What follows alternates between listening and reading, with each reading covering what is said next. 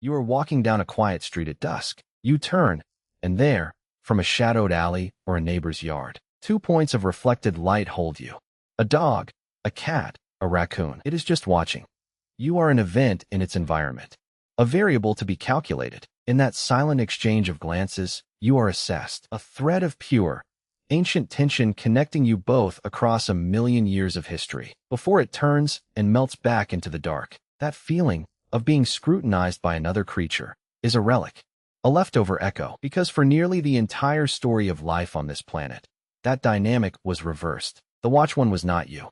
It was us. For over 6 million years, from the first apes that walked upright on the ash-coated plains of Africa, to the humans who painted bison by firelight in European caves, was a potential death sentence. Every waterhole was a gamble where something faster, stronger, and equipped with far better weapons came to drink. The dark was not peaceful. That saw your warm body as a slow, talking piece of meat. Your existence today, you reading this, if even one of your direct ancestors, on any one of those terrifying nights, had chosen the wrong cave to shelter in, you simply wouldn't be here. Your lineage would have ended as a stain on the ground, a scatter of bones, a meal that fueled the true masters of the ancient world. We carry the biology of the prey. Our eyes are on the front of our heads, not the sides. We traded a panoramic view of the horizon. Our adrenaline system is a hair-trigger alarm, flooding our bodies with chemicals meant for a sprint we rarely need to run anymore. That jump-scare feeling when a door slams, that's your ancestral operating system booting up, screaming that a leopard is in the room. Our dreams are still populated by chases, by falls, by monsters we cannot outrun. This is the legacy written into your nerves, a deep, cellular memory of being afraid. But then, something changed. Not quickly, not everywhere at once, but with a gathering, terrifying momentum. A shift so profound it rewrote the rules of the entire planet. The watch became the watcher.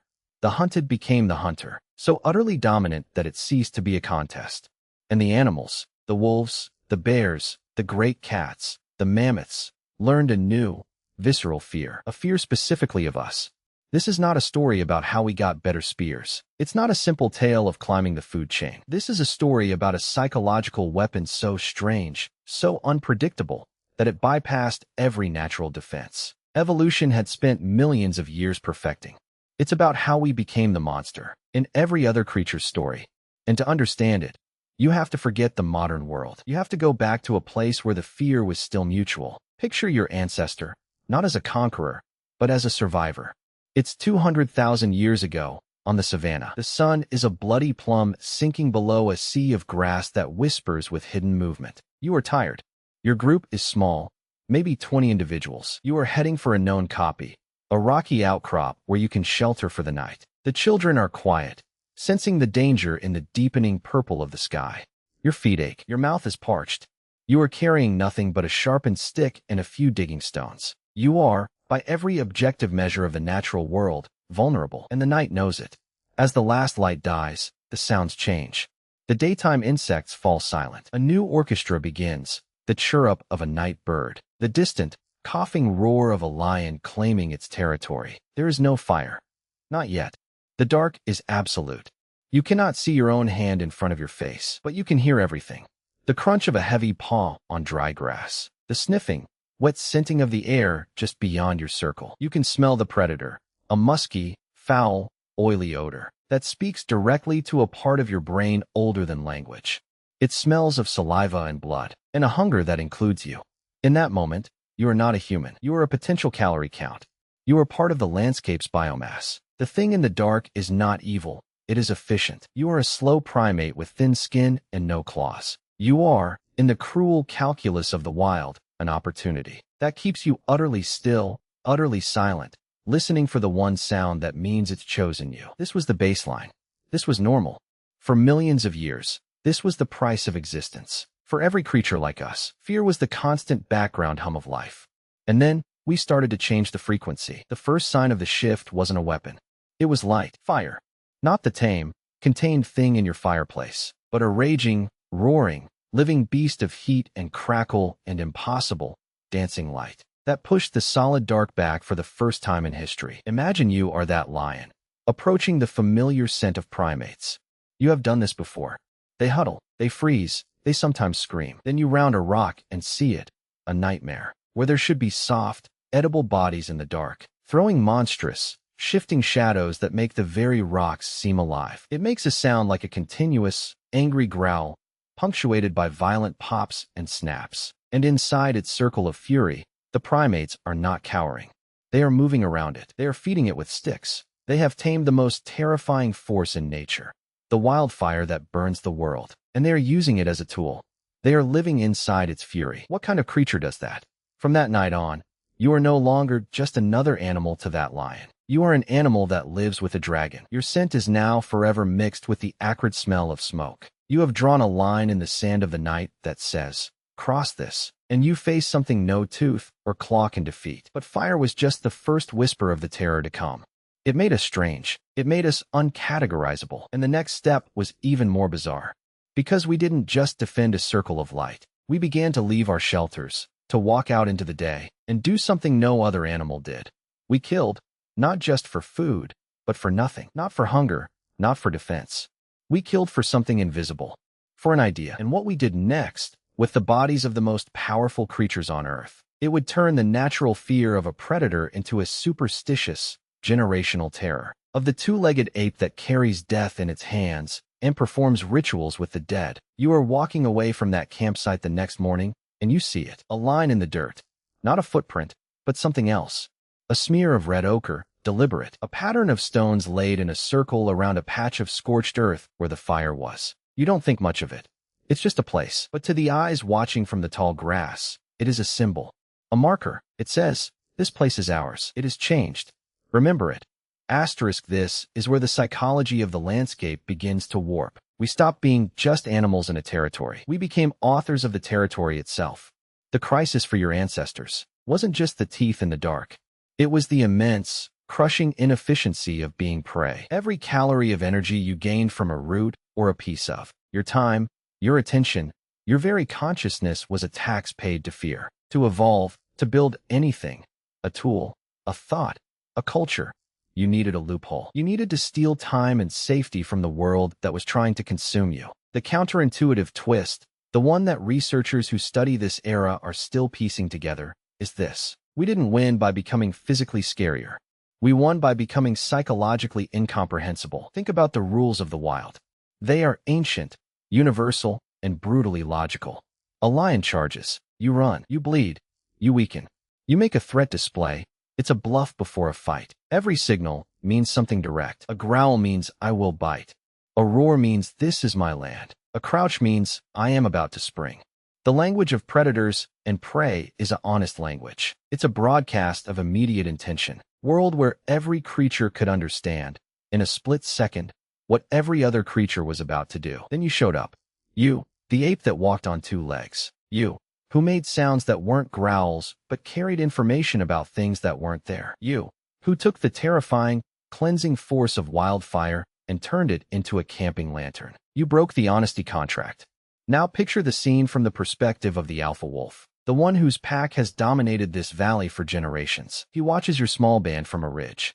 He sees you do something inexplicable. One of you stands on a rock, points at a distant herd of deer, and makes a series of guttural, clicking sounds. The others nod. They don't look at the deer. They look at the pointing finger, at the face of the one making sounds. They are sharing a picture of a future event. To the wolf, this is madness. Communication in the wild is about the now. Danger here. Food here. Follow me. What you are doing is witchcraft. You are conjuring a shared hallucination of something that does not exist. And then you act on it. The hunt begins, and it follows no logic the wolf understands. You don't charge from downwind. You don't use the terrain for a quick ambush. Instead, you split up. Some of you go left, making noise, waving skins. Others go right, silent, holding sharpened sticks. You are hurting the deer not away from you. You are not reacting to the present moment. You are forcing the present moment to conform to a plan you made in the past. You are bending reality to fit a story in your heads. To the watching predator, this is unnerving. You are predictable in your movements, but your intentions are invisible, layered, and frighteningly long-term. You are an animal that thinks in days, not seconds. An animal that sacrifices short-term gain. Your violence is not hot and reactive. It is cold, patient, and systematic. It feels less like hunger and more like policy. And then, you do the thing that cements the legend. The deer is dead. The wolf expects you to eat, to fill your bellies, to squabble over the liver, to leave the scraps for the crows and the beetles. That's the rule. Death is followed by consumption. It closes the loop. But you don't just eat. You perform surgery. You slice the hide off in one careful piece. You crack the bones not just for marrow, but to extract the long, straight splinters. You sever the tendons and set them aside. You take the antlers and spend hours grinding them down into points. You are not just consuming a body. You are disassembling it. You are turning a creature of the forest into a toolkit, into clothing, into art. Imagine the scent that carries downwind. Not just the rich, iron smell of blood and viscera, but the sharper tang of fat being rendered over a fire, the dusty smell of bone being smashed, the weird, sterile smell of a fresh hide being scraped clean. It's a cocktail of industry. It doesn't signal a finished meal. It signals a factory. You take the skull of the great stag, the one with the wide, majestic antlers. You carry it, heavy and dripping, back to your camp. And you do not leave it at the edge of the clearing. You do not throw it away. You mount it on a post at the entrance. You place it so that the empty sockets stare out at the approaching path. It is a sign, but not one any other animal can read. It doesn't say food here. It says, we did this. We can do it to you. We remember what we did, and we keep trophies. This is the birth of the monster myth. For the animal mind, this sequence of events is a cascade of terrifying contradictions. You are physically weak. You kill, but you do not stop at satiation. You transform the dead into weapons that create more dead. You decorate your home with the remains. You break every rule of honest, biological warfare. You are not fighting for survival in the moment. You are building an empire of fear, brick by psychological brick. And the evidence for this isn't just a theory. It's etched into the very bones of the past. Go to a site like the Boxgrove Quarry in England, 500,000 years old. Archaeologists expected to find the scattered bones of hunted horses, butchered for meat.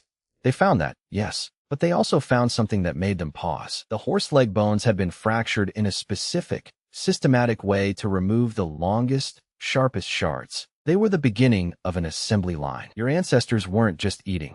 They were stockpiling future projectile points from the bodies of their prey. Or go to the caves of Germany, where 300,000-year-old spears made of spruce lie preserved in the mud. These aren't crude, sharpened sticks.